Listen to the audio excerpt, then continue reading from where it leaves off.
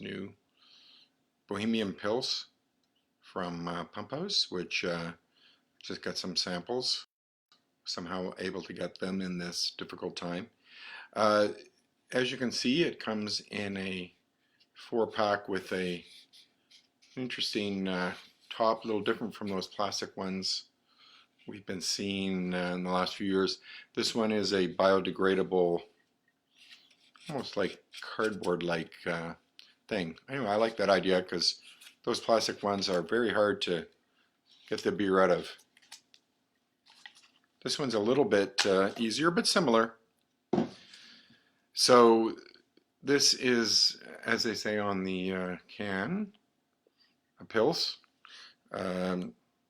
Bohemian style, it says, but as you know, until you try something, you don't know whether it's the style they say it is. Bohemian Pilsner is the style that we know of. See, I've got my nice little Down East VIP glass from the Fredericton Beer Festival. Thanks, Lloyd. Shout out to Lloyd. The idea of Bohemian Pilsner is it should be in the style of the Czech Pilsners that many of us love. Most of us know Urquell, kind of the standard, but there's lots of others that I have actually never been to Czech Republic, so it's on my bucket list, my beer bucket list. And you know, you talk to people who've been there and tasted in the brew pubs and had some of the smaller breweries. There's quite a variation in style, but to put it in a general terms, it should be a Pilsner that has some hop character and some nice pleasant malt character as well. Not super bitter, but some can be bitter, like Urquell's up there.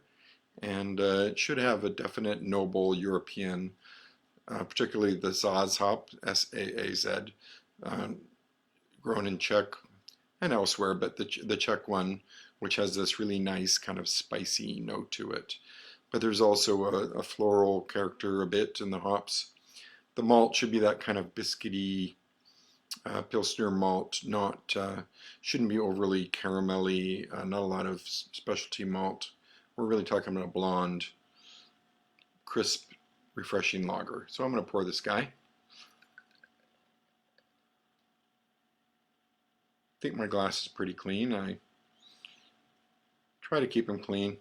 Sometimes when you clean your glasses in the dishwasher, they can still have a bit of stuff in there that causes some excess bubble generation. That's not too bad. Some glasses are scored on the inside to generate bubbles, but this doesn't seem to be that type. Anyway, I went to the Pilsner Urquell seminar at the Fredericton Beer Festival education sessions this year, which the whole thing was excellent. The Pilsner one was kind of fun. I mean, it was a bit of a sell job, but let's face it, everybody needs to make a living. But it was super interesting. They talked about pours and how when you're in Czech that they control the amount of foam, and you order beer kind of by how high a foam level you want. And some of them were like beer poured to here and then foam, and then they let it. It's just kind of like their version of a half pint. And in England, where I sort of kind of got really interested in beer, you know, if you poured a beer with that much foam, they would, well, they'd say, "Is this on sale?" You know, so they want it filled right to the brim with beer, maybe a little bit ahead. So the Czech style is a little more foam is acceptable. Now, color-wise, it's hard. It's in the evening here at my house, so we're not getting the sunlight to show whether this is golden or amber, but it definitely looks a little darker than a lot of standard Bohemian Pils. Maybe a very light amber or deep gold. Nice rocky head. It's really holding really nicely, nice and foamy, and you see that lacing around there. That's really attractive. Nose-wise, I'm definitely picking up some Euro hop for sure, like It's hard. I don't know. I didn't read the specs on it, but I'm assuming it's some of those noble hops. Could be Saaz, could be Hallertau, maybe Tettnang a little bit. But it definitely has that European, whether it's German or Czech kind of nose, and very light malty notes. Not certainly not caramelly or diacetyl, diacetyl, whatever you like to pronounce it. Not getting a lot of that. A little bit of that is acceptable in a Czech Bohemian Pils, but too much, can certainly destroy refreshment. Anyway, I'm going to take a little taste of this.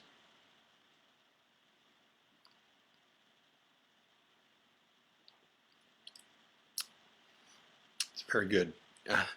Um, I have to admit, at times I found some of the Pumphouse Pilsners to be not very European and more kind of just slightly more flavorful than mainstream. But this is more to the style that I like. It has, I don't know what the IBUs are. That can be deceiving to, as you know, if you're a beer lover.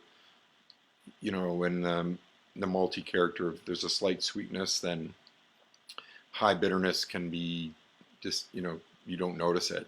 So, I mean, this could be 30, could be 40. It's difficult for me to say, but it's crisp and I like the bitterness. It's good and it's clean and fresh. The malt is really nice.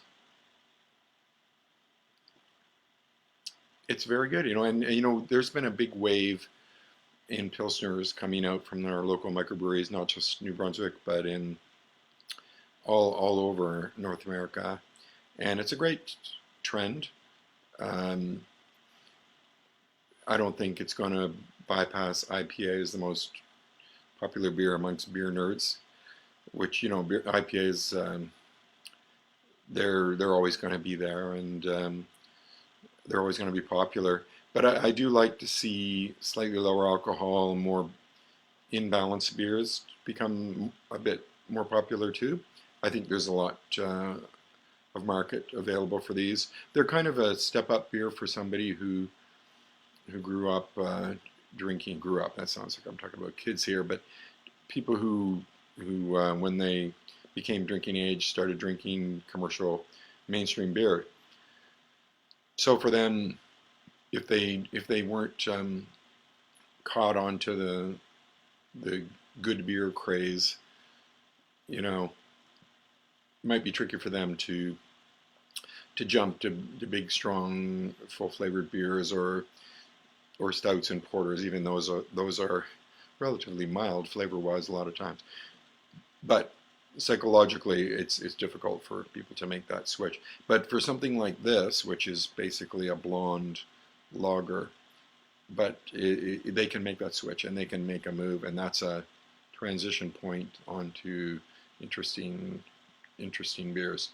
But for me, this type of beer, this kind of hoppy everyday pils, is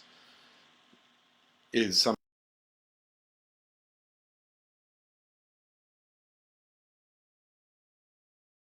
that's English style or American style pale ales. I prefer 5% alcohol or less most of the time.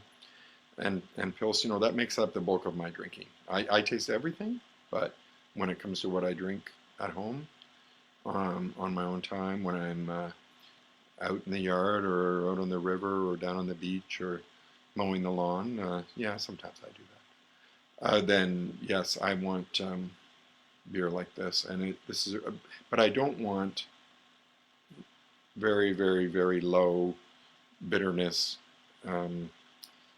North American style lagers with quite a lot of corn in them.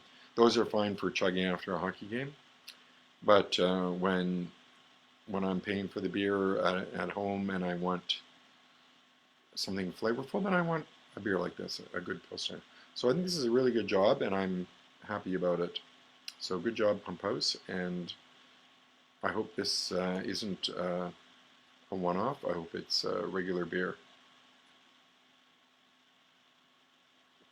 And cheers to everyone, and I'll probably do another beer or a wine or a spirit or a cocktail in a couple days. So take care, and hope you get out of this. The other end, I'm sure we'll see you at a pub somewhere, and we'll get back to normal. Cheers.